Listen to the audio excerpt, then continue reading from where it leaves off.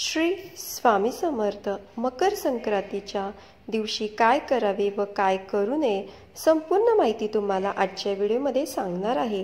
आठवण सूर्याची, साठवण स्नेहाची, कणभर तीळ मनभर प्रेम, गुळाचा गोडवा स्नेह वाढवा, तिळगुळ घ्या गोड गोड बोला।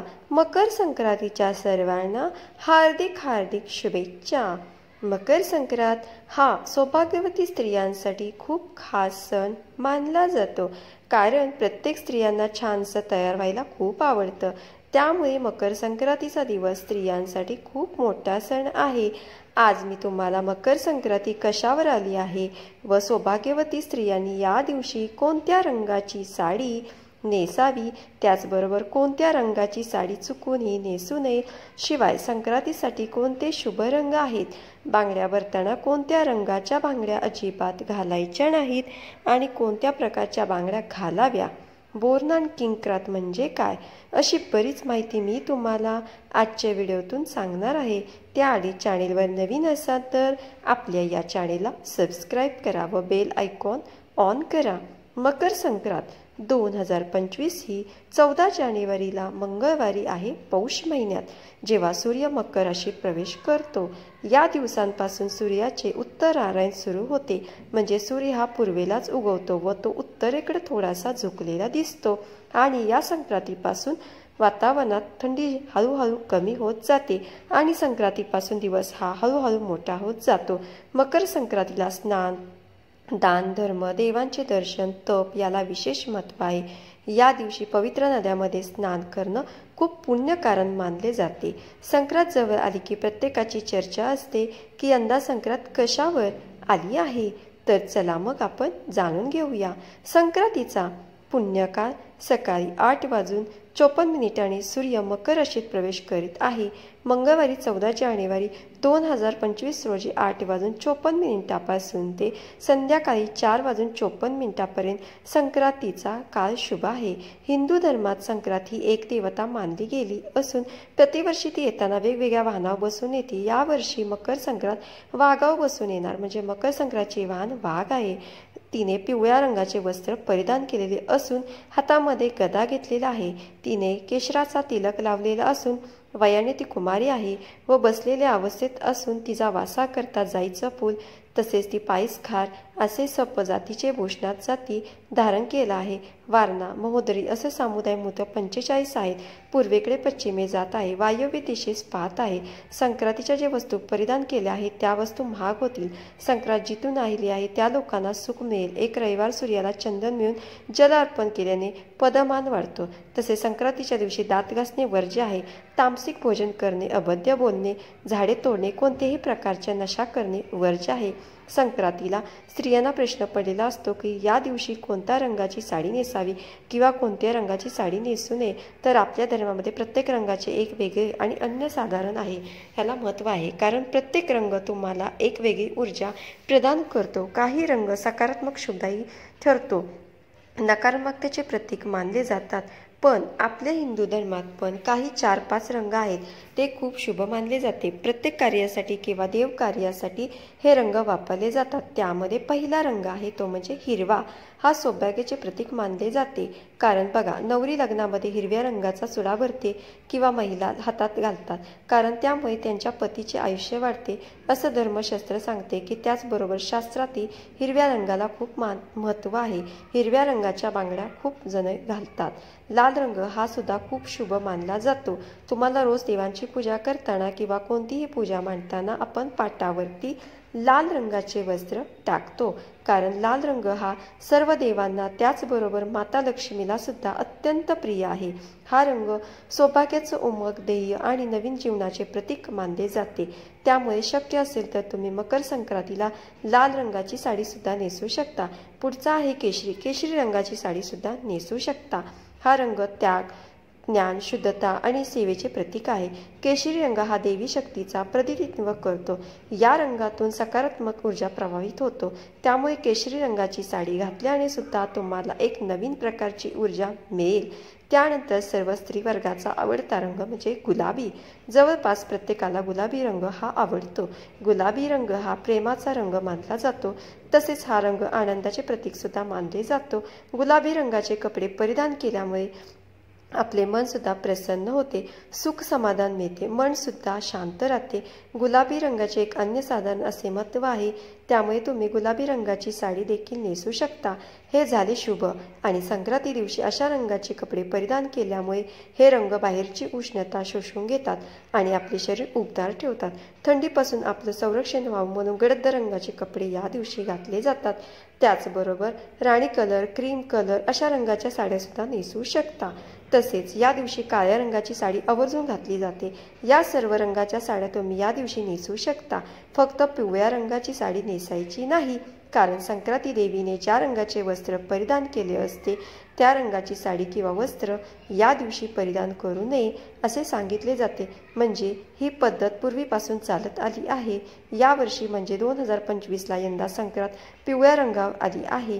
त्यामुळे यावर्षी संक्रांतीला पिवळ्या रंगाची साडी आपण चुकूनही नेसायची नाही. त्यानंतर बांगड्याबद्दल सांगायचे झाले तर संक्रांतीला प्रत्येक स्त्रिया बांगड्या भरत असतात. सोळा शृंगार यामध्ये बांगड्यांचा समावेश असतो. त्यामुळे आपल्या हिंदू धर्मात बांगड्यांना सुद्धा खूप महत्त्व आहे. संक्रांतीला सर्व स्त्रिया छान छान काठापदराच्या साड्या घालतात व व्यवसायाला जातात, हळदी कुंकू करतात, तिळगुळ देतात आणि त्यामुळे आपल्या हातामध्ये 2, 3, 4 काचेच्या बांगड्या असायला पाहिजे. तुम्ही हिरव्या रंगाच्या बांगड्या घालण्याचा प्रयत्न करा, कारण हिरवा रंग हा शुभ सौभाग्याचे प्रतीक मानला जातो. आणि असं सुद्धा म्हणतात की हिरव्या रंगाच्या बांगड्या घातल्यामुळे आपल्या सौभाग्याचं वाढ होते, म्हणजे आपल्या पतीचं आयुष्य वाढते असं धर्मशास्त्र सांगते. त्यामुळे शक्यतो तुम्ही काचेच्या आणि हिरव्या रंगाच्या बांगड्या घाला. बांगड्या घालताना एका हातामध्ये 6 आणि दुसऱ्या हातामध्ये 7 अशा बांगड्या घालायच्या आहे. बांगड्या घालण्याचे नियम आहेत. आपण कसराकडे गेलो असता तो आपल्याला अशाच प्रकारची बांगड्या भरतो. आपण यावर्षी मकर संक्रांतीला बांगड्या घालून तेव्हा पिवळ्या रंगाच्या बांगड्या आपल्याला घालायच्या नाहीत. मकर संक्रांतीला बांगड्या घालत असताना हिरव्या काचेच्या बांगड्यासोबत लाखेची एक बांगडी का होईना तुम्ही नक्की घाला. हिरव्या काचेच्या बांगड्या घालण्याचे अन्य साधे महत्त्व आहे. तुम्ही सोन्याच्या कितीही बांगड्या घातल्या तरी ते देखील काचेच्या हिरव्या बांगड्या आवर्जून घाला. बांगड्या घालत असताना मेटलाच्या बांगड्या किंवा प्लॅस्टिकच्या बांगड्या चुकूनही देखील घालू नका. पिचक्या बांगड्या हातामध्ये ठेवू नका, त्यामुळे आपल्या घरीमध्ये दरिद्र येते. त्यासाठी पिचक्या बांगड्या असतील तर लगेच त्या हातापासून दूर करा. आता सगळ्यांना पडलेला महत्त्वाचा प्रश्न तो म्हणजे पिवळ्या रंगावरती संक्रांत आली आहे, या कारणाने आपण हळदी कुंकू का लावावे हळद लावावी का? तर हळद ही पिवळ्या रंगाची असते, तर देखील आपण हळद लावू शकतो, कारण की देवीने केशराचा टिळा लावलेला आहे.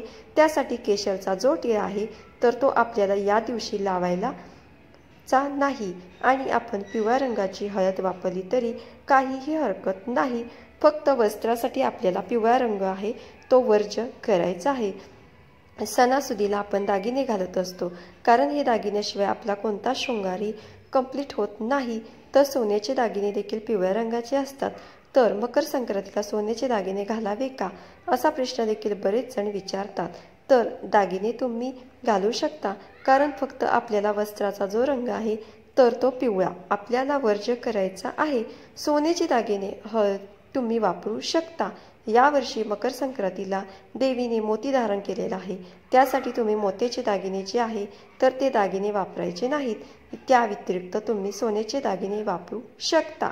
यावर्षी संक्रांतीचे देवीने वासाकरिता जाईचे फूल घेतले आहे, त्यासाठी आपल्याला जाईच्या मुलांचा गजरा हा अजिबात घालायचा नाही. या व्यतिरिक्त तुम्ही गुलाब, शेवंती, मोगरा, अबोली अशा फुलांचा गजरा घातला तर काही हरकत नाही. फक्त आपल्याला जाईच्या फुलांचा गजरा हा वर्ज करायचा आहे. यावर्षी संक्रांती देवीने पायस भक्षण करीत आहे, म्हणजे पायस म्हणजे खीर. तर या दिवशी खीर आपल्याला चुकून देखील खायची नाही. तुम्ही कोणतीही खीर या दिवशी खाऊ नका, कारण की देवी जे करत आहे ते आपण करू नये असं सांगितले जाते. त्यासाठी खीर खाऊ नये.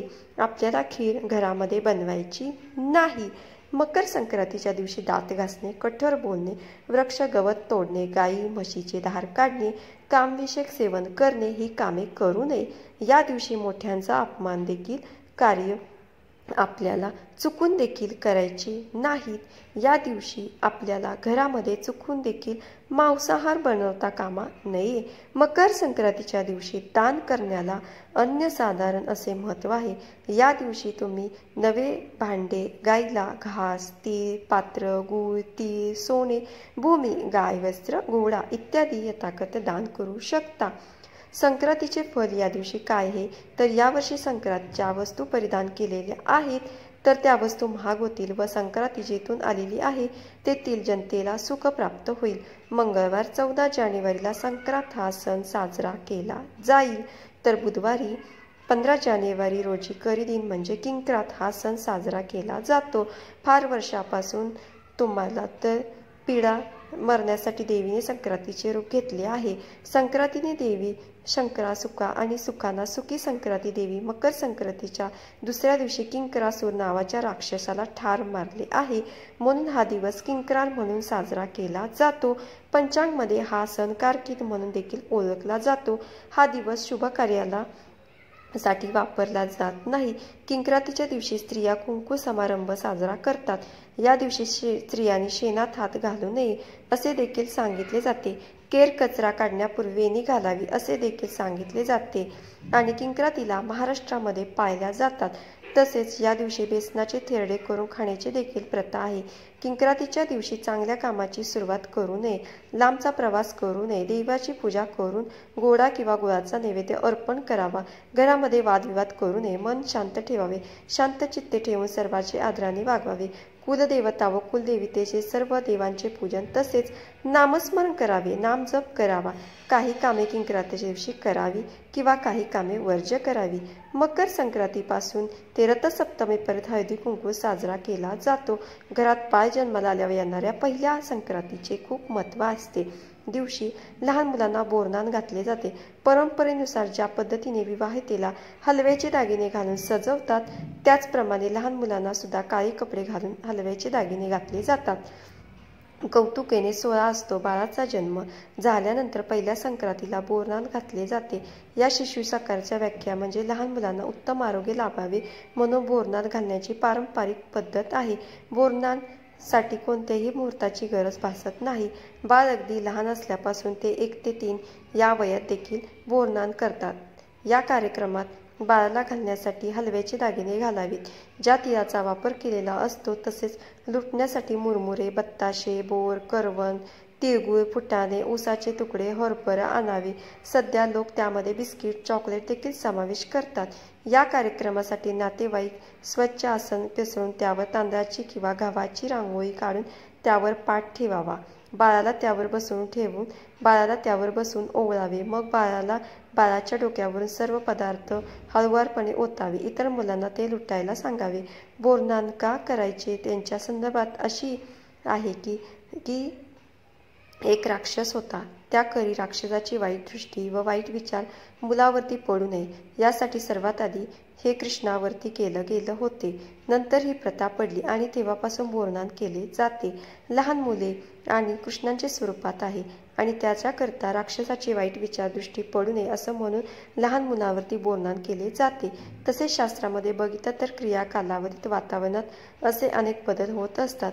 लहान मुलांना या बदलत्या ऋतूची बाधा होऊ नये म्हणून या काळात मिळणारी फळे ज्यांना खायला घातली जातात त्यांना मजा व्हावी म्हणून अशी फळे वेचून खाण्याची सध्या त्यांना दिली जाते। संक्रांतीच्या दिवसापासून रथसप्तमीपर्यंत आपल्या सोयीनुसार किंवा दिवशी बोरनान करता येते। आजच्या व्हिडिओमध्ये मकर संक्रांतीच्या सणाविषयी संपूर्ण माहिती तुम्हाला सांगितली आहे। तुम्हाला ही माहिती आवडली असेल तर तुम्ही तुमच्या मित्रपरिवारात आणि फॅमिलीमध्ये तुम्ही हा चॅनेलला नक्कीच तुम्ही शेअर करू शकता आणि चॅनेलला तुम्ही भरभरून प्रसाद द्या आणि तुमच्या सर्व इच्छा स्वामींचरणी पूर्ण व्हावं ही मी स्वामींचरणी प्रार्थना करते। श्री स्वामी समर्थ। धन्यवाद।